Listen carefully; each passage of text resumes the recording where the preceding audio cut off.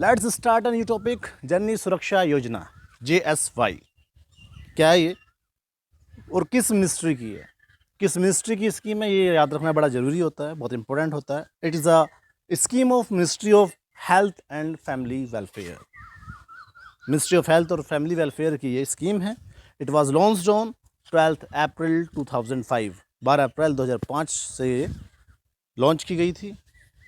इसका ऑब्जेक्टिव क्या है? देखिए, किसी स्कीम के पीछे कुछ ना कुछ ऑब्जेक्टिव होता है। तो इसका ऑब्जेक्टिव क्या है? इसका ऑब्जेक्टिव है to reduce maternal mortality and infant mortality, कि जो मातृ मृत्यु दर है उसको कम करना और शिशु मृत्यु दर को कम करना। कैसे? Bye promoting institutional delivery among pregnant women, कि जो प्रेग्नेंट वुमेन हैं उनमें इंस्टीट्यूशनल डिलीवरी को प्रमोट करना। अब एक बार बैकग्राउंड जान लेते हैं कि इस स्कीम को शुरू करने की क्यों ज़रूरत पड़ी थी 2005 में। तो बैकग्राउंड है, about 56,000 women in India die every year due to pregnancy related complications. लगभग भारत में हर साल 56,000 महिलाएं जो हैं उनकी मृत्यु हो जाती थी प्रेगनेंसी कॉम्प्लिकेशंस की वजह से। Similarly, every year more than 13 lakh infants die within 1 year of the birth, and out of these approximately two-thirds of the infant deaths take place within the first 4 weeks of life. इसी तरह 13 लाख बच्चे, 13 lakh infants की जो है death हो जाती है साल भर के अंदर। उनमें से 2/3 इन्फेंट्स डेथ जो हैं वो फर्स्ट 4 वीक में हो जाती हैं, और इनमें से 75% डेथ्स जो हैं वो एक हफ्ते के अंदर ही हो जाती हैं। और मेजॉरिटी जो केसेस हैं डेथ्स के, इन्फेंट डेथ्स के, वो पहले 2 दिन ही हैं जन्म लेने के। तो इस तरह से इसको ध्यान में रखते हुए कि कितनी ज़्यादा मैटरनल डेथ्स हो रही हैं और कितनी ज़्यादा इन्फेंट डेथ्स हो रही हैं, तो इन्फेंट मोर्टेलिटी और मैटरनल मोर्टेलिटी रेट को कम करने के लिए गवर्नमेंट ने ये इनिशिएटिव उठाया, क्योंकि हर एक लाइफ प्रीशियस है, हर एक लाइफ इम्पोर्टेंट है, चाहे वो मदर की लाइफ हो, चाहे वो इन्फेंट की लाइफ हो। In order to reduce the maternal and infant mortality, reproductive and child health programme under the National Health Mission is being implemented to promote institutional deliveries so that skilled attendance at birth is available and women and newborn can be saved from pregnancy related deaths. इससे कि infant mortality और maternal mortality rates को कम किया जा सके, उसके लिए government ने नेशनल हेल्थ मिशन के अंदर reproductive and child health programme शुरू किए हैं, जिससे कि इंस्टीट्यूशनल डिलीवरीज़ के दौरान स्किल्ड अटेंडेंस मिल सके बच्चे को। यानी कि जो लोग इंस्टीट्यूशंस में डिलीवरी कराते हैं वो स्किल्ड होते हैं इस काम के अंदर। उससे क्या होगा कि प्रेगनेंसी रिलेटेड कॉम्प्लिकेशंस के टाइम पे जो है जो मदर्स हैं उनको प्रॉपरली ट्रीट किया जा सकता है, उनको प्रॉपरली अटेंड किया जा सकता है, जिससे कि ये डेथ्स कम हो सके। Several initiatives have been launched by the ministry of health and family welfare, including Janani Suraksha Yojana, a key intervention that has resulted in phenomenal growth in institutional deliveries. कुछ इनिशिएटिव्स गवर्नमेंट ने शुरू करे हैं या ministry of health and family welfare ने शुरू किए हैं। उनमें से जननी सुरक्षा योजना एक की इंटरवेंशन है, और जिसकी वजह से फिनोमिनल ग्रोथ हुई है इंस्टीट्यूशनल डिलीवरीज़ में। इंस्टीट्यूशनल डिलीवरीज़ जो हैं इंडिया के अंदर बढ़ी हैं। आगे बढ़ने से पहले मैं आप लोगों से कहूँगा, आप लोग ढूंढिए, सर्च कीजिए कहीं से कि 2011 सेंसस के अकॉर्डिंग मैटरनल मोर्टिलिटी रेट कितना है और इन्फेंट मोर्टेलिटी रेट कितना है। इम्पोर्टेंट है, पूछ लिए जाते हैं ये सब चीज़ें एग्ज़ाम्स में। ढूंढने के बाद उसको कमेंट सेक्शन में कमेंट करें। आगे बढ़ते हैं और एक ब्रीफ ओवरव्यू लेते हैं जननी सुरक्षा योजना का कि क्या है जननी सुरक्षा योजना। जननी सुरक्षा योजना is a safe motherhood intervention under the National Rural Health Mission being implemented with the objective of reducing maternal and neonatal mortality by promoting institutional delivery among the poor pregnant women. तो जननी सुरक्षा योजना क्या है? एक intervention है safe motherhood की। किस के under? National rural health mission के अंडर। और इसका एम है मैटरनल मोर्टेलिटी रेट को कम करना, न्यूनेटल मोर्टेलिटी रेट को कम करना। कैसे? इंस्टीट्यूशनल डिलीवरी को प्रमोट करके। और फोकस क्या है? Poor pregnant women. द योजना was launched on 12th April 2005 by the Honorable Prime Minister and is being implemented on all states and union territories with a special focus on low performing states. ये 12 अप्रैल 2005 को launch की गई थी माननीय प्रधानमंत्री जी द्वारा। कौन थे 2005 में प्रधानमंत्री? श्री मनमोहन सिंह जी। और ये स्कीम लॉन्च करी गई, इम्प्लीमेंट करी गई सभी स्टेट्स और यूटीज़ में, और स्पेशल फोकस रहा है लो परफॉर्मिंग स्टेट्स। लो परफॉर्मिंग स्टेट्स क्या होती हैं वो आगे डिस्कस करेंगे। JSY is a 100% centrally sponsored scheme and it integrates cash assistance with delivery and post-delivery care. ये एक सेंट्रली स्पॉन्सर्ड स्कीम है। सेंट्रली स्पॉन्सर्ड स्कीम्स में 100% फंडिंग जो होती है वो सेंट्रल गवर्नमेंट करती है, और ये इंटीग्रेट करती है कैश असिस्टेंस को डिलीवरी और पोस्ट डिलीवरी केयर के साथ। कैसे, वो आगे जब वीडियो में बढ़ेंगे तब पता चलेगा। The Yojana has identified ASHA, the accredited social health activist. ASHA की फुल फॉर्म होती है the accredited social health activist, as an effective link between the government and the poor pregnant woman in 10 low performing states, namely the 8 EAG states and Assam and J&K and the remaining northeast states. इस scheme में आशा worker का role जो है बहुत important है। आशा worker जो है एक लिंक की तरह काम करती हैं गवर्नमेंट के बीच में और पूर्व प्रेग्नेंट वुमेन के बीच में। इस स्कीम का मेन फोकस जो है वो है 10 low performing states and north east states. अब 10 लो परफॉर्मिंग स्टेट्स कौन सी हैं? वो हैं 8 EAG group plus Assam and Jammu and Kashmir. 8 EAG group और जम्मू कश्मीर और असम को मिला दें तो ये 10 लो परफॉर्मिंग स्टेट्स बनती हैं। अब ये 8 EAG ग्रुप क्या है? ये है एम्पावर्ड एक्शन ग्रुप।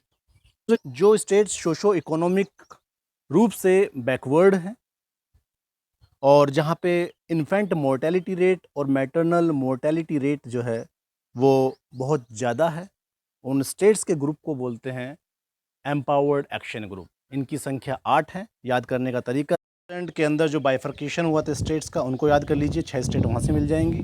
कौन कौन सी? Uttar Pradesh and Uttarakhand, Bihar and Jharkhand, Madhya Pradesh and Chhattisgarh. 6 state ये हो गई। उसके बाद 2 ऐड कर लीजिए, ओडिशा एंड राजस्थान। तो टोटल 8 स्टेट्स हो गई। तो ये 8 स्टेट्स का ग्रुप है एम्पावर्ड एक्शन ग्रुप। और उसके बाद 2 स्टेट्स और जोड़ देंगे आप। कौन कौन सी? Assam and Jammu and Kashmir. तो ये हो जाएंगी 10 low performing states. In other eligible states and UTs wherever anganwadi workers and traditional birth attendants बोलते हैं दाई को, और ASHA like activist has been engaged in this purpose, she can be associated with this Yojana for providing the services. यानी कि वो eligible states या UTs जहाँ पे आंगनवाड़ी वर्कर्स या ट्रेडिशनल बर्थ अटेंडेंट्स या कोई और एक्टिविस्ट जो कि आशा जैसी हों, जो इस पर्पज़ के लिए एंगेज की गई हैं, उनको भी इस योजना के साथ सर्विसेज प्रोवाइड करने के लिए एसोसिएट किया जा सकता है। Now we will discuss the important features of Janani Suraksha Yojana. The scheme focuses on the poor pregnant women with special dispensation for states having low institutional delivery rates, namely the states of Uttar Pradesh, Uttaranchal, Bihar, Jharkhand, Madhya Pradesh, Chhattisgarh, Assam, Rajasthan, Odisha and Jammu and Kashmir. While these states have been named as low performing states and the remaining states have been named as high performing states. ये हम discuss कर चुके हैं ऊपर। Now tracking of each pregnancy. Each beneficiary registered under this yojana should have a JSY card along with a MCH card. हर एक beneficiary जो कि इस योजना के अंतर्गत रजिस्टर्ड हैं उनके पास होना चाहिए जननी सुरक्षा योजना कार्ड और एक MCH कार्ड। MCH कार्ड का मतलब mother child health card. Asha AWW any other identified link worker under the overall supervision of the ANM and the MO. PHC should mandatorily prepare a micro birth plan. यहाँ पे बताया गया है कि micro birth plan बनाना mandatory है। कौन बनाएंगे इसको? आशा वर्कर्स बनाएंगी या आंगनवाड़ी वर्कर्स बनाएंगी या लिंक वर्कर्स बनाएंगी। किसके सुपरविज़न में? ANM. ANM is auxiliary nurse midwife और MO इज़ मेडिकल ऑफिसर, जो PSC के मेडिकल ऑफिसर होंगे या ANM ऑक्सिलरी नर्स मिडवाइफ होंगे, उनके सुपरविज़न में आंगनवाड़ी वर्कर्स या आशा वर्कर्स या कोई लिंक वर्कर्स जो होंगे इनके, वो माइक्रो बर्थ प्लान्स बनाएंगे। अब आगे बढ़ते हैं। This will effectively help in monitoring antenatal checkup and the post delivery care. तो माइक्रो बर्थ प्लान्स को मैंडेटरीली क्यों बनवाया गया है, इसके पीछे कारण ये है जिससे कि प्रॉपर या इफ़ेक्टिव मॉनिटरिंग कर सकें एंटीनेटल चेकअप्स की और पोस्ट डिलीवरी केयर की। एंटीनेटल चेकअप्स होते हैं कि जो वो चेकअप्स होते हैं जो कि डिलीवरी से पहले किए जाते हैं, और हम जानते हैं कि डिलीवरी से पहले चेकअप्स किए जाते हैं, उनकी भी बहुत बड़ी इंपॉर्टेंस है, और डिलीवरी के बाद एक केयर की ज़रूरत पड़ती है, उसकी भी अपनी इम्पोर्टेंस है मैटरनल डेथ्स को कम करने में और इन्फेंट डेथ्स को कम करने में। तो इसलिए माइक्रो बर्थ प्लान्स बनाना बहुत मैंडेटरी है। आशा वर्कर्स बनाएं, चाहे आंगनवाड़ी वर्कर्स बनाएं या फिर कोई लिंक वर्कर बनाएं, और उसमें सुपरविज़न भी अभी आपको बताया था, या तो मेडिकल ऑफिसर का होगा या ऑक्सिलरी नर्स मिडवाइफ का होगा। अब आगे बढ़ते हैं।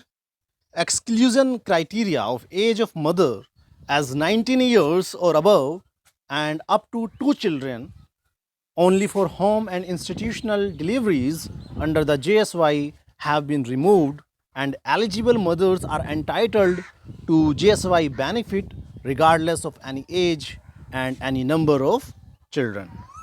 जो एक्सक्लूजन क्राइटेरिया था कि मदर की एज 19 साल से ज़्यादा होनी चाहिए, और ये जो बेनिफिट है वो 2 बच्चों तक लिमिटेड है, वो चाहे इंस्टीट्यूशनल डिलीवरी का केस हो चाहे होम डिलीवरी का केस हो, इसको अब हटा दिया गया है।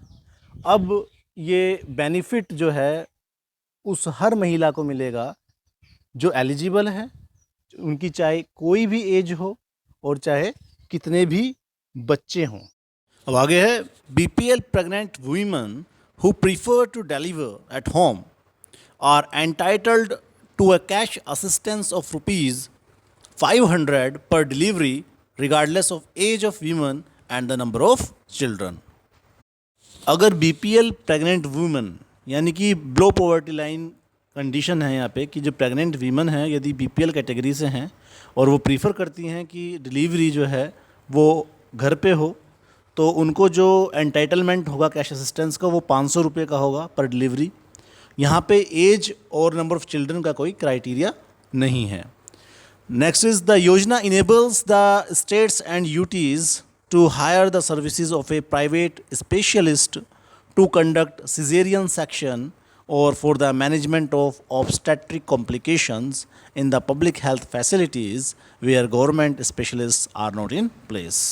देखिए यहाँ पे जो है इस योजना के अंदर ये भी प्रोविज़न है कि यदि सिजेरियन सेक्शन करने की ज़रूरत है या फिर कोई ऑब्स्टेट्रिक कॉम्प्लिकेशंस यानी प्रेगनेंसी रिलेटेड कॉम्प्लिकेशंस इमर्ज हो गई है, तो पब्लिक हेल्थ फैसिलिटी के अंदर किसी प्राइवेट स्पेशलिस्ट को जो है बुलाया जा सकता है उनकी सर्विसेज लेने के लिए, जहां पे गवर्नमेंट स्पेशलिस्ट ना हो। States are encouraged to accredit private health facilities for increasing the choice of delivery care institutions. States को प्रोत्साहन दिया गया है कि वो प्राइवेट हेल्थ फैसिलिटीज़ को मान्यता दें, जिससे कि डिलीवरी केयर इंस्टीट्यूशंस के लिए चॉइस बढ़ जाए। Now we will discuss the eligibility for cash assistance. इसमें बात करेंगे BPL सर्टिफिकेशन की। This is required in all high performing states, however where BPL cards have not yet been issued और have not been updated, states और UTs would formulate a simple criteria for certification of poor and needy status of the expectant mother's family by empowering the ग्राम प्रधान और ward member. जो high performing states हैं उसमें requirement है कि BPL cards होने चाहिए। BPL card धारकों को ही ये सुविधा मिलेगी। तो जिन स्टेट्स के अंदर BPL कार्ड्स इशू नहीं हुए या जहाँ पे अपडेट नहीं हुए, वहाँ पर स्टेट्स या UTs को एक सिंपल क्राइटेरिया फॉर्मुलेट करना पड़ेगा जिससे कि एक्सपेक्टेंट मदर्स की जो फैमिली को स्टेटस जो है सर्टिफाई किया जा सके कि वो बीपीएल कैटेगरी में है। और इसमें किसको एम्पावर किया गया है? ग्राम प्रधान या वार्ड मेंबर को। Next is disbursement of cash assistance. As the cash assistance to the mother is mainly to meet the cost of delivery, it should be disbursed effectively at the institution itself. इसमें cash assistance का provision इसलिए किया गया है जिससे कि delivery cost को meet out किया जा सके। तो इसके लिए ज़रूरी है कि इंस्टीट्यूशन पे ही वो कैश असिस्टेंस जो है वो डिस्पर्स्ड कर दिया जाए। For pregnant woman going to a public health institution for delivery, entire cash entitlement should be dispersed to her in one go at the health institution. यानी कि जो pregnant women public health institution में जा रही हैं delivery के लिए, उनको वहाँ पर ही एक साथ ही पूरा कैश एंटाइटलमेंट जो है डिस्पर्स कर देना चाहिए। Considering that some women would access accrediting private institution for antenatal care, they would require some financial support to get at least 3 ANCs, including the TT injections. In such cases, at least 3/4 of the cash assistance under Janni Suraksha Yojana should be paid to the beneficiary in one go, importantly at the time of delivery. यहाँ पर government ने consider किया है कि जो women accredited private institutions के अंदर जाएंगी एंटीनेटल केयर के लिए, उनको भी कुछ फाइनेंशियल सपोर्ट की ज़रूरत होती है। कम से कम 3 विजिट्स होती हैं उनकी एएनसी के लिए, एंटीनेटल चेकअप्स के लिए, और उसके अंदर टीटी इंजेक्शंस भी इंक्लूड है। TT means tetanus toxoid injection. इन केसेस में जन्नी सुरक्षा योजना के अंतर्गत जो कैश असिस्टेंस दिया जाना है उसका 3/4, कम से कम 3/4 जो है बेनिफिशियरी को एक साथ ही डिलीवरी के टाइम पे दे दिया जाना चाहिए। अब इस चार्ट के जरिए हम जानेंगे कि क्या फाइनेंशियल असिस्टेंस जो है इंस्टीट्यूशनल डिलीवरी के टाइम पे मिलता है, क्या फाइनेंशियल असिस्टेंस जो है वो होम डिलीवरी पे मिलेगा, रूरल एरिया में कितना है, अर्बन एरिया में कितना है, एलिजिबिलिटी क्या है, लो परफॉर्मिंग स्टेट्स की के लिए एलिजिबिलिटी क्या है, हाई परफॉर्मेंस स्टेट्स के लिए एलिजिबिलिटी क्या है। तो स्टार्ट करते हैं। Financial assistance for institutional delivery, low performing states में जो है रूरल एरिया में वो 1400 रुपये मिलेंगे, 1400 रुपीज़ का अमाउंट मिलेगा, फाइनेंशियल असिस्टेंस मिलेगा। अर्बन एरियाज़ में वही असिस्टेंस घट के 1000 रुपये है। इसमें एलिजिबिलिटी जो है वो available to all woman regardless of age and number of children for delivery in government oblique private accredited health facilities, यानी कि यहाँ पे एज या नंबर ऑफ चिल्ड्रंस कोई बार नहीं है, और इसमें सभी वीमन को मिलेगा, कोई बीपीएल या SC ST का भी क्राइटेरिया नहीं है। आगे हाई परफॉर्मेंस स्टेट्स की बात करें तो रूरल एरियाज़ में जो फाइनेंशियल असिस्टेंस है वो 700 रुपीज़ का है, वहीं अर्बन एरियाज़ में जो फाइनेंशियल असिस्टेंस है वो 600 रुपीज़ का है। यहाँ पे एलिजिबिलिटी क्राइटेरिया है available only to BPL SC ST women regardless of age and number of children for delivery in government oblique private accredited health facilities, यानी कि यहाँ पे जो मिलेगा बेनिफिट उसके लिए एलिजिबिलिटी चाहिए BPL कैटेगरी या SC ST की वीमन हो। उसके बाद फाइनेंशियल असिस्टेंस होम डिलीवरी के लिए जो है वो 500 रुपीज़ हैं, चाहे वो रूरल एरिया की बात हो, चाहे वो अर्बन एरिया की बात हो, चाहे वो लो परफॉर्मिंग स्टेट हो, चाहे वो हाई परफॉर्मिंग स्टेट है। एलिजिबिलिटी क्या है? Available only to BPL women who prefer to deliver at home regardless of age and number of children. अब आगे बढ़ते हैं नेक्स्ट चार्ट। यहाँ पे हम जानेंगे आशा वर्कर्स का पैकेज क्या है। देखिए यहाँ पे दिया हुआ है कि चाहे लो परफॉर्मिंग स्टेट्स हों चाहे हाई परफॉर्मिंग स्टेट्स हों, आशा वर्कर्स को जो पैकेज मिलता है वो on the basis of area मिलता है। अगर रूरल एरिया है तो उनको 600 रुपीज़ मिलते हैं, अगर अर्बन एरिया है तो उनको 400 रुपीज़ मिलते हैं। और ये 600 रुपीज़ में 300 रुपीज़ जो हैं वो उसमें ANC एंटीनेटल केयर का कंपोनेंट है, और बाकी 300 रुपीज़ जो हैं वो इंस्टीट्यूशनल डिलीवरी को फैसिलिटेट करने के लिए हैं।